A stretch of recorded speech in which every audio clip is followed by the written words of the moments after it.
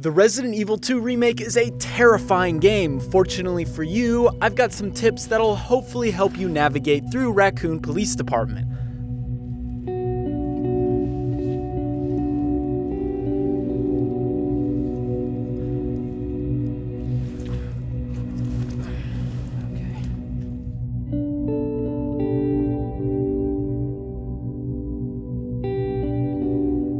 Refer to your map often. If you didn't notice, your map is color-coded. Blue means you've searched it and red means you haven't. So if you see a room that's red, you could be missing some ammo, some herbs, or something else that could come in handy later down the line.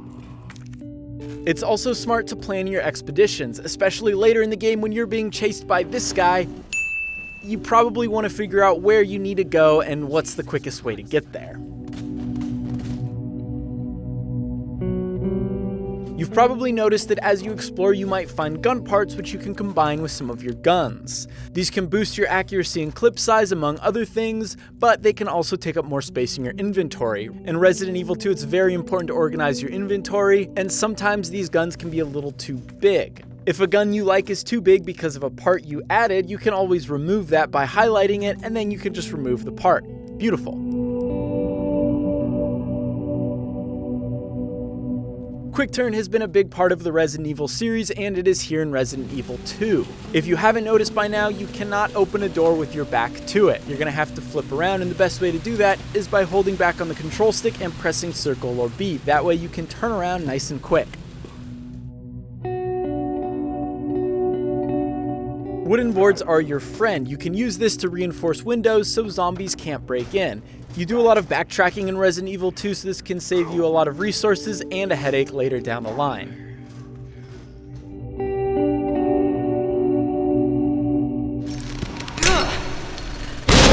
You'll also want to know your sub-weapons. You have the flashbang knife and hand grenade. You can use these items to escape an enemy if they grab you, unless it's from behind, and by using one of these, you won't take any damage.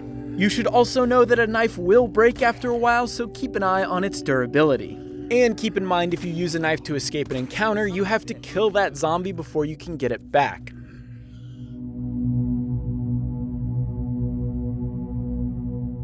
But if you aren't sure if a downed zombie is going to get up again, I recommend knifing it. We call this the knife check, and you can check to see if it's alive. If they move, they're going to get back up and probably screw you over later. If they don't, they're dead. Cool. Well, dead is, I guess, as dead as a zombie dead can get.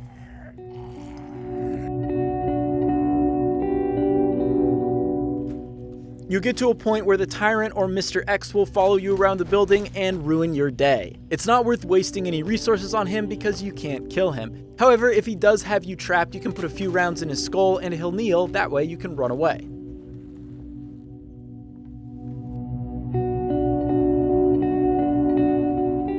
Lickers can F you up. Fortunately, if you move slow, you can sneak your way around them. However, there are some cases where you're going to be trapped in a narrow hallway and there's not really a way around them. I typically like to bait them by the door and then hit them with the big guns.